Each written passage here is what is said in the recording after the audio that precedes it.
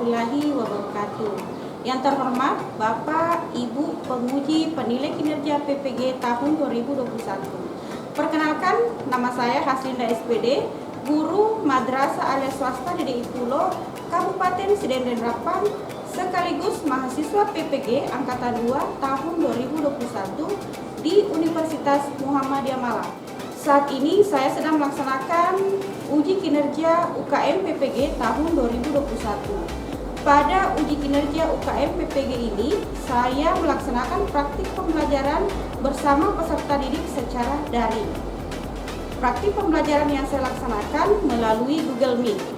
Untuk perekaman praktik pembelajaran, saya laksanakan pada hari Senin 6 Desember tahun 2021. Berikut saya tampilkan rangkaian pembelajaran yang saya lakukan bersama peserta didik. Selamat menyaksikan. Assalamualaikum warahmatullahi wabarakatuh. Selamat pagi semua. Silahkan sekalian ya bergabung di link tautan Google Meet yang telah Ibu share. Selamat bergabung. Kita akan ketemu di Google Meet. Assalamualaikum warahmatullahi wabarakatuh. Waalaikumsalam warahmatullahi wabarakatuh. Bagaimana kabarnya anak sekalian hari ini? Alhamdulillah baik, Bu. Ya, alhamdulillah hari ini kita masih diberikan kesehatan sehingga pada hari ini kita melaksanakan pembelajaran walaupun masih dalam keadaan daring, tapi insya Allah hal tersebut tidak akan menjadi penghalang kita untuk melaksanakan pembelajaran. Nah, silakan ketua kelas siapkan temannya berdoa sebelum memulai pembelajaran hari ini. Stahid. Salaman. Assalamualaikum. Waalaikumsalam warahmatullahi wabarakatuh. Doaan. Amin.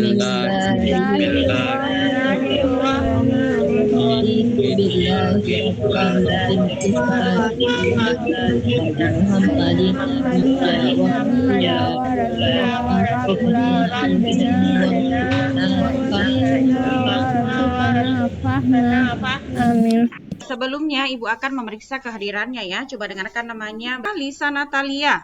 Hadir, Bu. Muhammad Agung Alvareza. Hadir, Bu. Muhammad Syahril. Hadir, Bu. Musdalifah. Hadir, Bu. Sulsa Mahendra. Hadir, Bu. Mania Yusuf. Hadir, Bu. Baik anak sekalian, sebelum kita lanjut pada pembahasan materi kita hari ini, Ibu akan sedikit memberikan pertanyaan kecil. Siapa yang bisa mendeskripsikan ciri-ciri dari pohon pepaya? Saya, Bu. Pohonnya tinggi, Bu. Memiliki daun yang menyerupai telapak tangan. Pohon pepaya tidak memiliki cabang di bagian tengah, Bu. Buah pepaya berbentuk opal hingga bulat. Itulah tadi ciri-ciri dari pohon pepaya. Nah, bagaimana kira-kira anak sekalian bisa mengetahui ciri-ciri dari pohon pepaya tersebut? Karena kita sering lihat, Bu. Sering melihat ya, bahkan banyak berada di lingkungan tempat tinggal kita semua. Jadi hari ini kita akan masuk pada materi teks laporan hasil observasi atau materi ini. Kalian pernah pelajari pada saat kalian masih berada di jenjang MTS ataupun SLTP. Sekarang siapa yang masih ingat apa itu teks laporan hasil observasi? Saya, Bu. Ya, Musdalifah silahkan nak. Laporan singkat dibuat berdasarkan hasil pengamatan, Bu. Ya, bagus sekali. Laporan hasil observasi itu laporan yang dibuat dari hasil pelaksanaan observasi. Kata observasi yang mana dalam Kamus Besar Bahasa Indonesia berarti pengamatan. Jadi observasi itu artinya pengamatan. Di sini bagaimana nantinya kalian bisa menulis sebuah laporan berdasarkan hasil pengamatan yang dilakukan. Jadi tujuannya agar kalian bisa semakin terampil dalam menuliskan hasil pengamatan kalian dalam bentuk laporan singkat. Nah, Ibu yakin kalau soal mengamati pasti kalian bisa.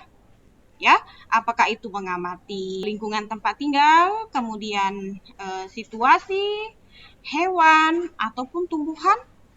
Ataukah mungkin kalian pernah berkunjung ke suatu tempat seperti museum misalnya ya? Kalau kita amati dalam museum itu kan ada banyak hal yang bisa dijadikan sebagai objek pengamatan nantinya. Nah, sekalian, untuk lebih jelasnya Ibu akan memutarkan video materi kita untuk hari ini. Bagaimana? Bisa dilihat di layar HP-nya masing-masing. Iya Bu, jelas Bu. Jadi sekalian, pada hari ini kita akan masuk pada bab pertama, teks laporan hasil observasi. Nah, di layar ada kompetensi dasar serta indikator yang akan kita capai pada pertemuan kita kali ini. Nah, lanjut saja kita masuk pada tujuan pembelajaran. Tujuan pembelajaran yang pertama, setelah melihat materi pembelajaran berupa video dan melakukan tanya jawab melalui Google Meet, peserta didik mampu menganalisis isi teks laporan hasil observasi secara kreatif dan kritis. Yang kedua, melalui penugasan dalam WhatsApp Group, maka diharapkan peserta didik mampu menelaah isi, struktur, dan aspek kebahasaan teks laporan hasil observasi secara baik dan benar. 3. Dengan berdiskusi dalam WhatsApp Group, peserta didik mampu menyimpulkan isi, struktur, dan aspek kebahasaan teks laporan hasil observasi secara kreatif dan komunikatif. 4. Dengan berdiskusi dalam WhatsApp Group, peserta didik mampu merancang teks laporan hasil observasi dengan memerhatikan struktur dan aspek kebahasaan secara baik dan benar. 5. Dengan berdiskusi dalam WhatsApp Group, peserta didik mampu menyusun teks laporan hasil observasi dengan memerhatikan isi dan aspek kebahasaan baik dalam bentuk lisan maupun tulisan secara kreatif dan komunikatif. Yang terakhir, melalui metode demonstrasi, peserta didik mampu mempresentasikan tugas kelompok secara kritis dan komunikatif. Untuk memahami lebih lanjut apa itu teks laporan hasil observasi, silahkan perhatikan video berikut ini. Harimau Sumatera atau dalam bahasa Latin adalah Panthera tigris sumatrae merupakan subspesies harimau yang habitat aslinya berasal dari Pulau Sumatera. Hewan ini adalah salah satu dari 6 subspesies harimau yang masih ada. Namun, harimau Sumatera sudah diklasifikasikan menjadi hewan langka yang terancam punah. Populasinya diperkirakan hanya tersisa 400 hingga 500 ekor saja, dan kebanyakan hidup di taman-taman nasional di Sumatera.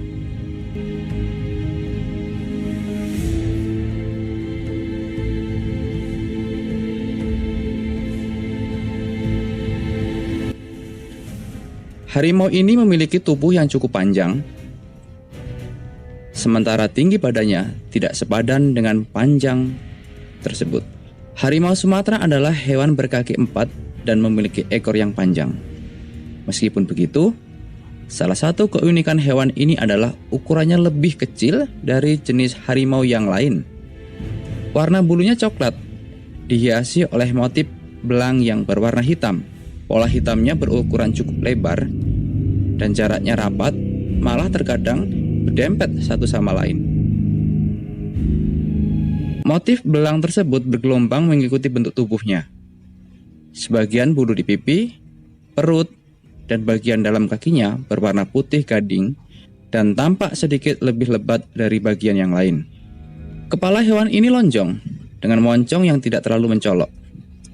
Kupingnya lebar dan besar. Matanya bulat diselimuti kelopak mata yang miring dan bersudut tajam. Warna matanya kuning dengan aksen hitam di bagian pupilnya. Pola strip hitam masih menyelimuti wajahnya. Bulu di alis dan pipinya putih dan berjanggut cukup panjang. Mulutnya lebar dan bertaring tajam. Telapak kakinya besar dan bercakar. Uniknya, di sela-sela jarinya terdapat selaput yang sepertinya menjadi alasan hewan ini mampu berenang cepat. Hal tersebut berkaitan dengan salah satu teknik berburu harimau Sumatera yang sering menyudutkan mangsanya ke air. Karena harimau Sumatera adalah perenang yang ulung dan binatang buruan mereka biasanya tidak mahir berenang. Harimau Sumatera adalah binatang anggun yang unik dan hanya ada di Indonesia. Sangat disayangkan bahwa populasi mereka kian menipis dan terancam punah.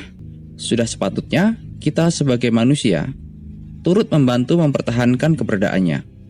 Bukan hanya sebagai simbol negara saja, namun sebagai salah satu bentuk kekayaan Nusantara yang tiada tara.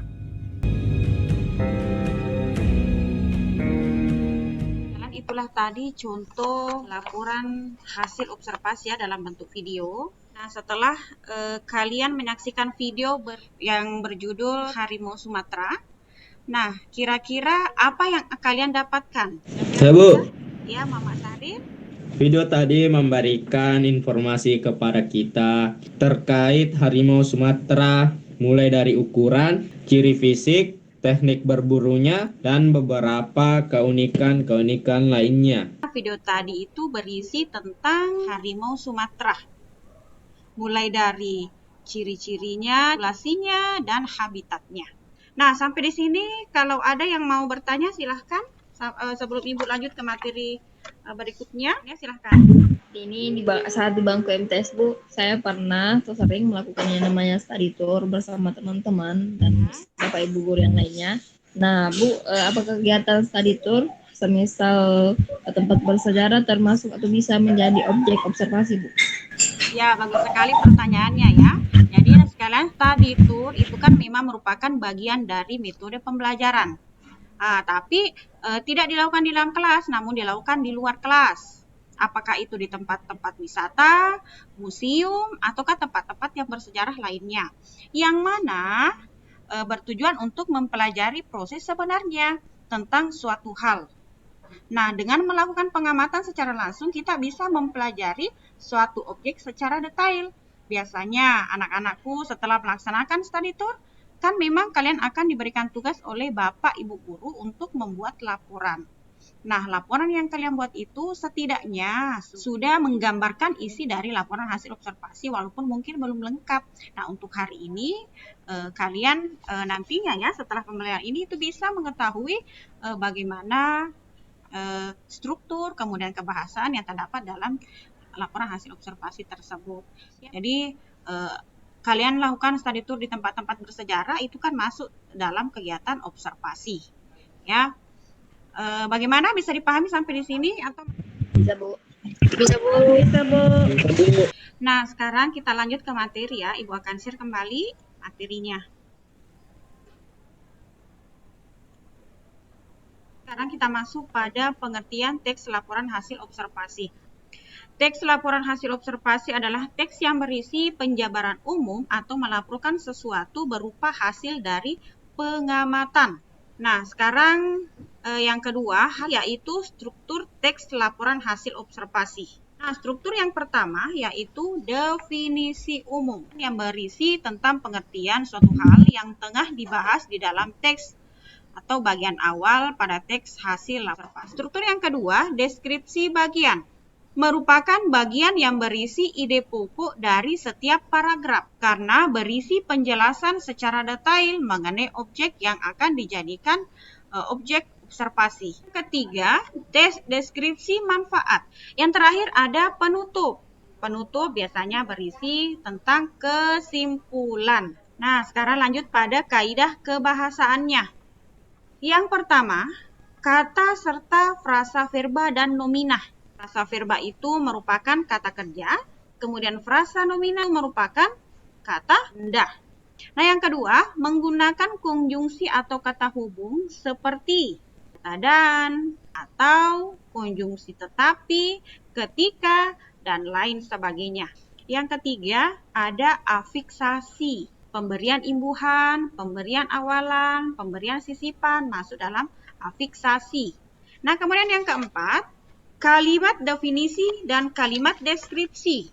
Kalimat definisi itu biasanya ditandai dengan adanya penggunaan kata adalah, merupakan. Kemudian untuk deskripsinya biasanya berisi tentang pendeskripsian apa objek yang dibicarakan di dalamnya. Yang kelima, kalimat simpleks dan kompleks. Nah, yang keenam, menggunakan istilah atau kata teknis. Nah, sekarang masuk pada ciri-ciri teks laporan hasil observasi. 1. Bersifat objektif, global, dan universal atau bersifat secara umum. Ya. 2. Objek yang akan dibicarakan atau dibahas adalah objek tunggal. 3. Ditulis secara lengkap dan sempurna. 4. Ditulis berdasarkan fakta. Yang kelima, informasi teks merupakan hasil penelitian terkini yang memang sudah terbukti kebenarannya. 6. Tidak mengandung prasangka, dugaan, atau keberpihakan kepada hal-hal yang menyimpang. 7. Saling berkaitan dengan hubungan berjenjang. 8. Ditulis secara lengkap. 9. Mengandung pengertian objek yang diamati. Kemudian mengandung pengklasifikasian objek yang diamati. 11. Mengandung deskripsi objek yang diamati.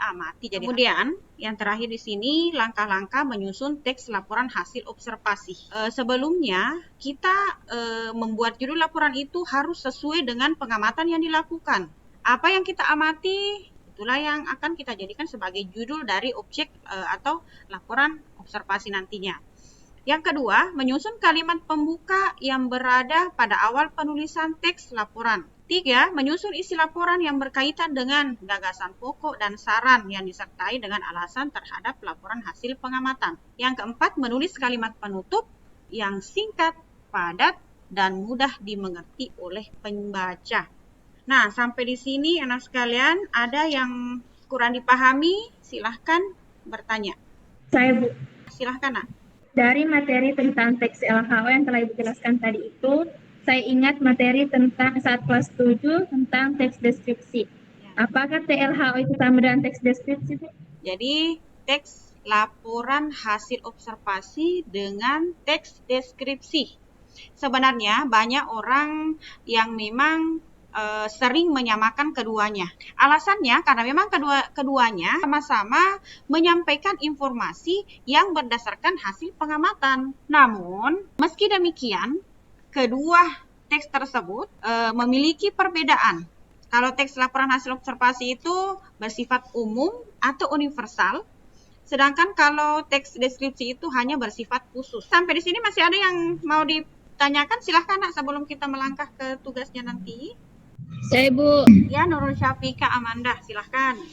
terkait materi yang telah Ibu jelaskan tadi, saya masih kurang paham Bu di bagian ciri-ciri TLHO. Yang pertama, yaitu bersifat objektif, global, dan universal Bu. Ya, sebentar ya, Ibu tampilkan dulu ciri teks laporan hasil observasi. Jelaskan sedikit.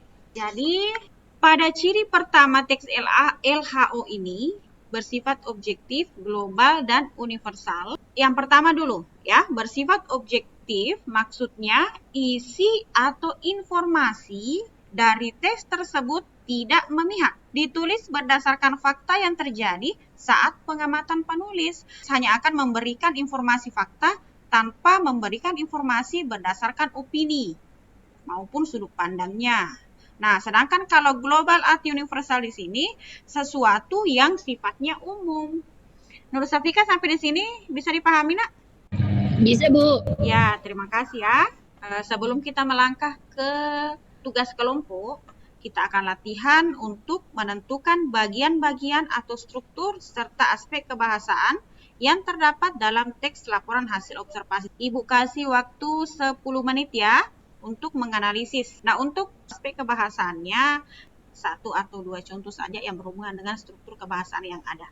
Nanti kalau ada yang sudah bisa menentukan strukturnya, kalian akan membaca dan teman-teman yang lain juga bisa memperhatikan.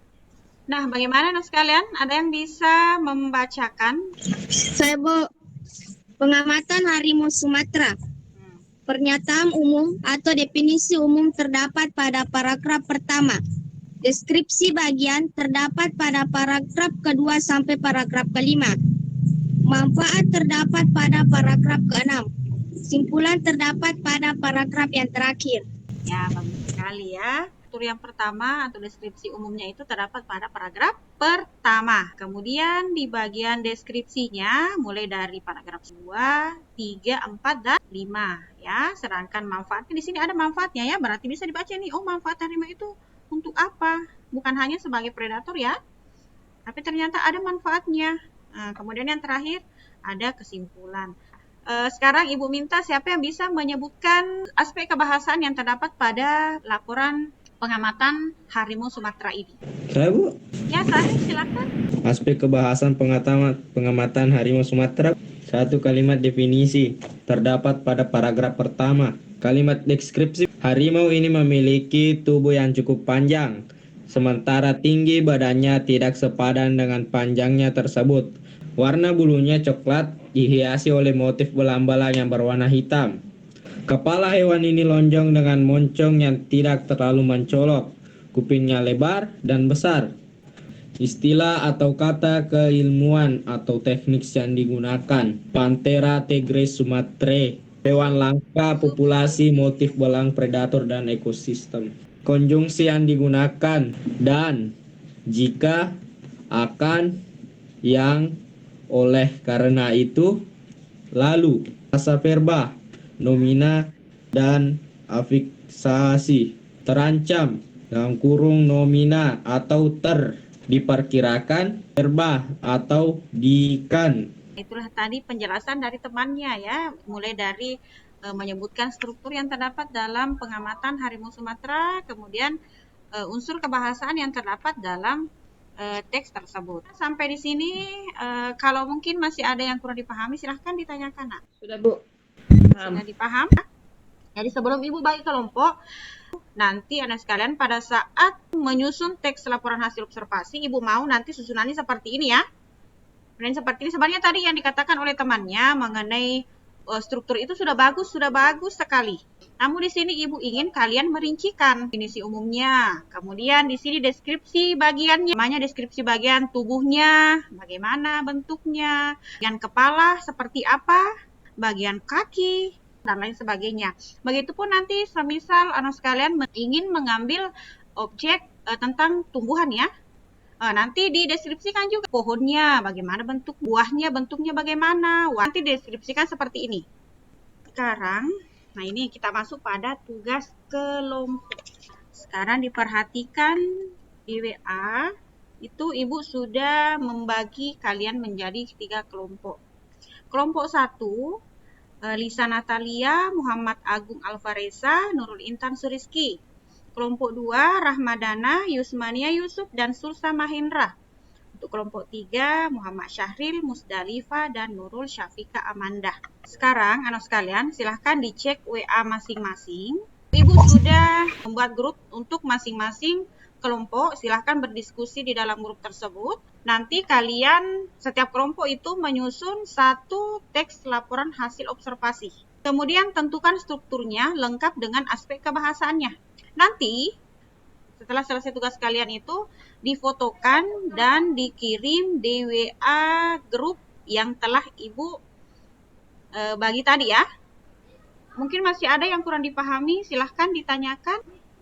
Apakah setiap kelompok bebas menentukan tema untuk teks laporan hasil observasi yang dibuat, Bu? Jadi untuk temanya nanti Ibu serahkan ke setiap kelompok. Mau mengambil tema apa terserah, bebas ya. Untuk tugas kelompoknya Ibu kasih waktu 30 menit untuk kalian mengerjakan. Ingat, kameranya tetap diaktifkan agar Ibu bisa memantau kalian dari sini. Jadi silahkan berdiskusi masing-masing di grupnya.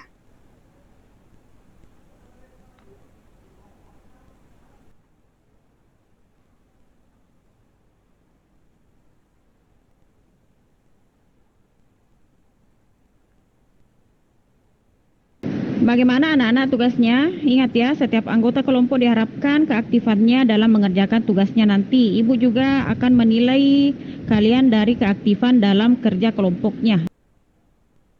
Anak sekalian, sekarang waktunya tinggal 5 menit lagi. Siapkan bersiap-siap untuk kembali ke Google Meet. Kita akan lanjutkan pembelajaran kita dengan presentasikan hasil diskusi kelompoknya.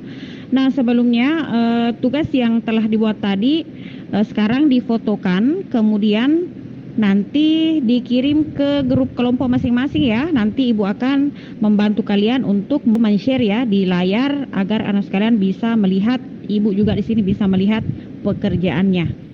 Ya, bagaimana tugasnya anak sekalian? Selesai, Bu. Sudah dikirim Selesai, ya? Bu. Selesai, Bu. Cek dulu siapa yang sudah menyelesaikan tugasnya. Oh ya, kelompok 1 sudah siap. Kelompok 2 juga sudah siap. Kelompok 3 ya, sudah siap semua. Nah, sekarang untuk mempersingkat waktu, silahkan Ibu kasih kesempatan untuk kelompok 1 melakukan presentasi kelompoknya ya. Assalamualaikum warahmatullahi wabarakatuh. Waalaikumsalam. Waalaikumsalam warahmatullahi wabarakatuh.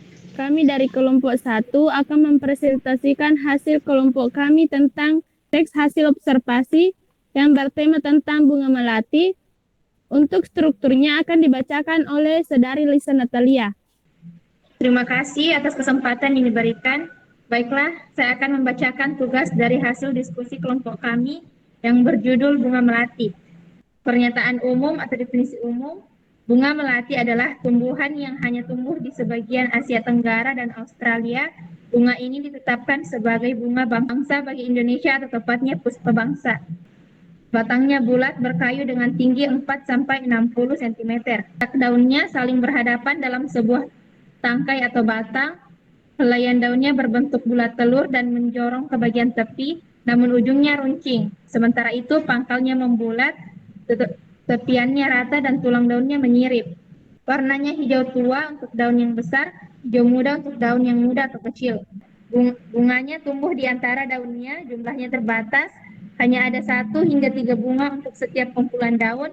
Setiap bunga memiliki antara 4 hingga 9 kelopak, 4 ovula dan 2 loculus. Bunga ini menghasilkan wewangian, aromanya segar dan berbau manis.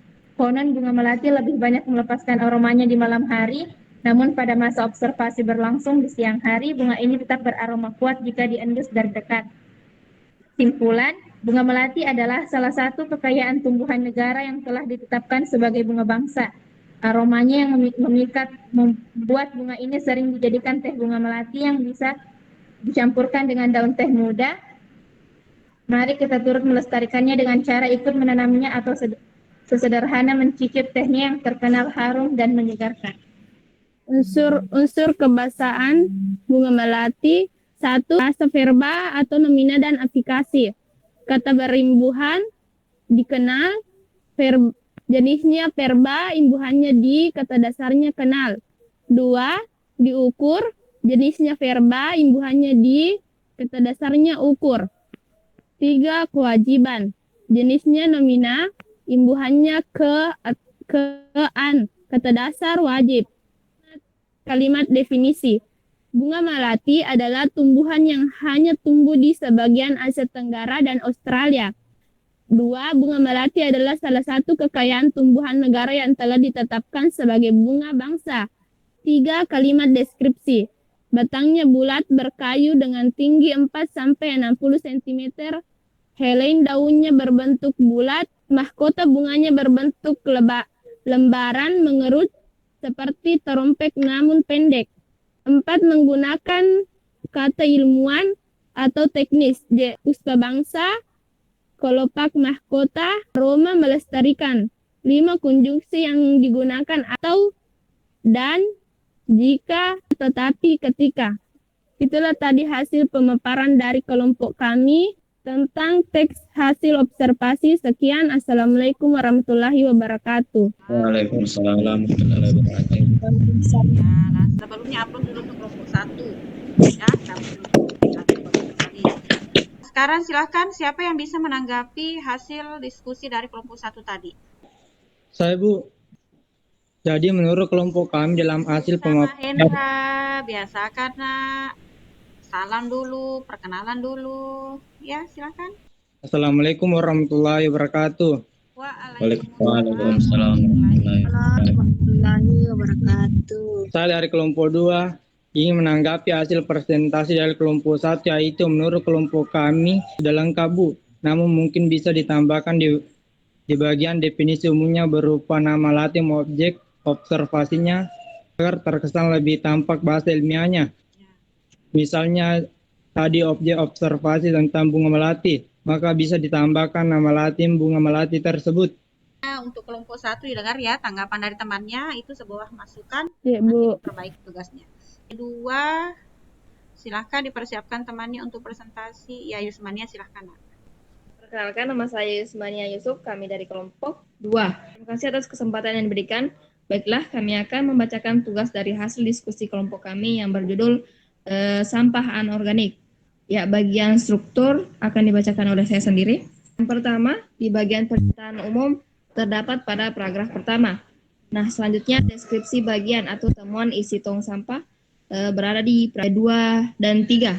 Dan deskripsi bagian, yakni sampah plastik, berada di paragraf keempat. Dan yang di bagian deskripsi bagian sampah kaleng berada paragraf kelima.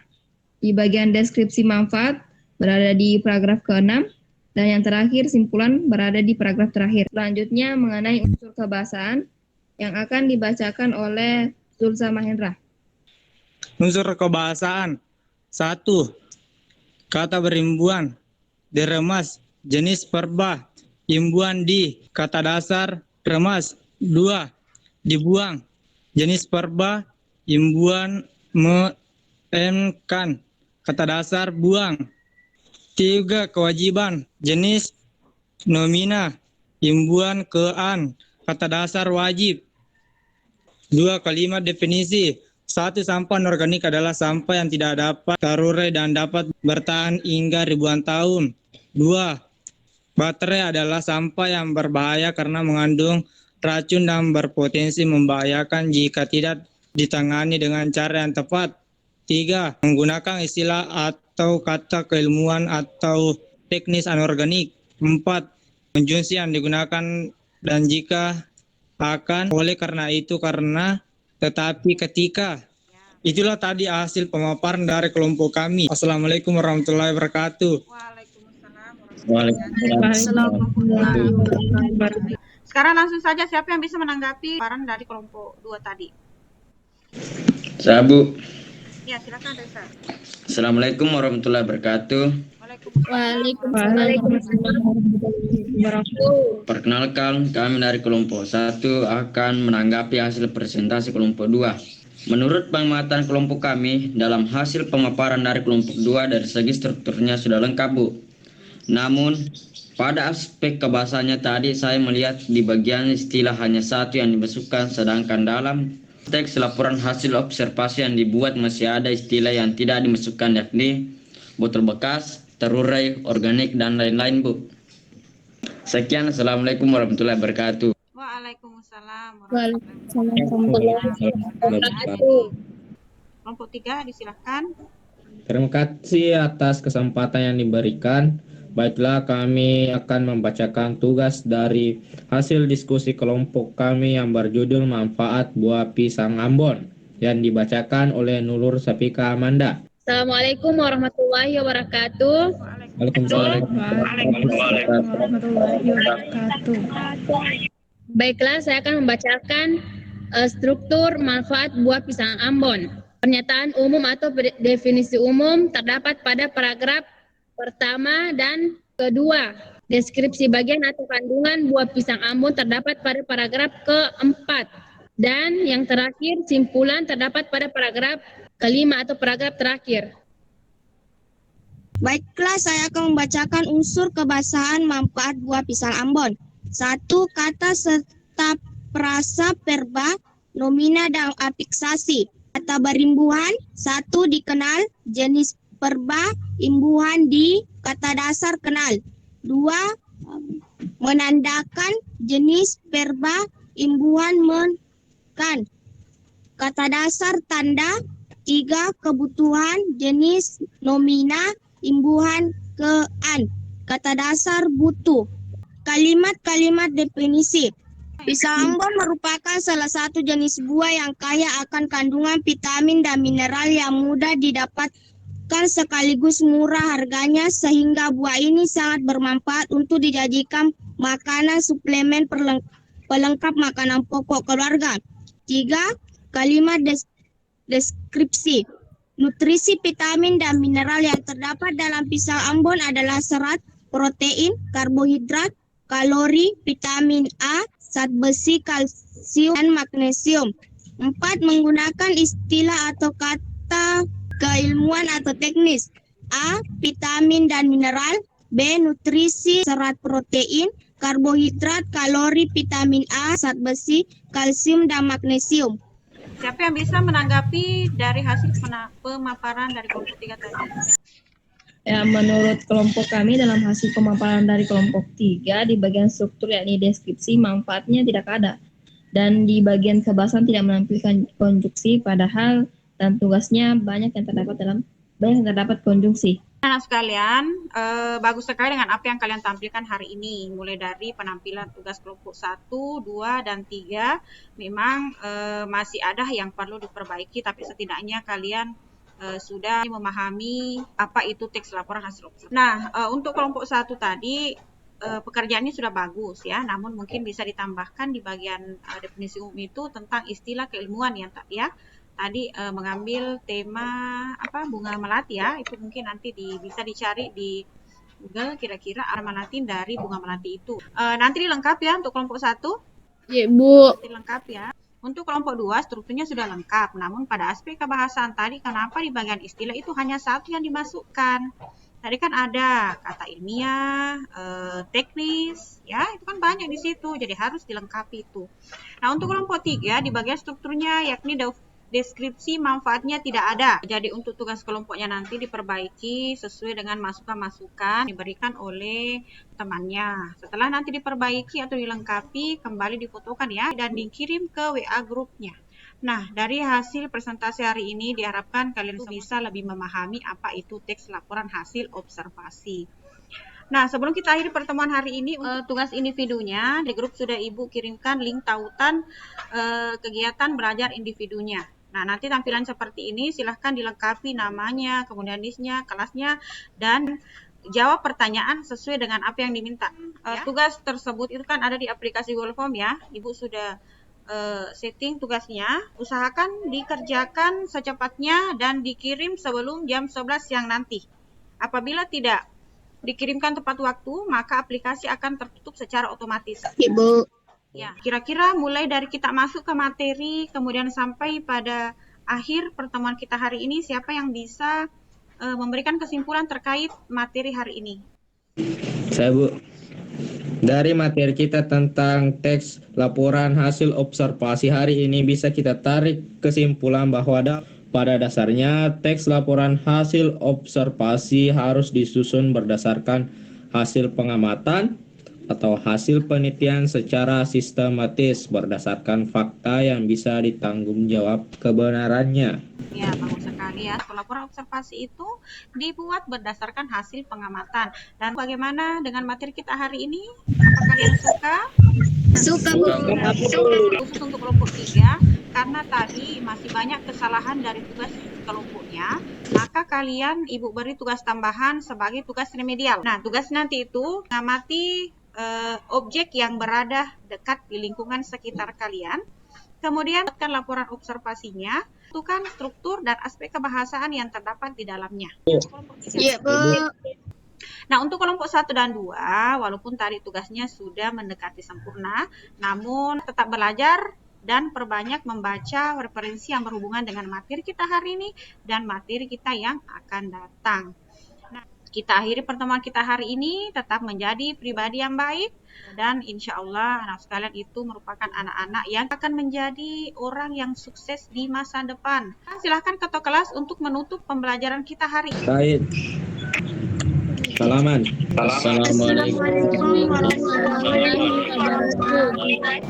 Waalaikumsalam warahmatullahi wabarakatuh. Qul huwallahu ahad. Allahu samad. Lam yalid wa lam yulad. Lam yakul lahu kufuwan ahad.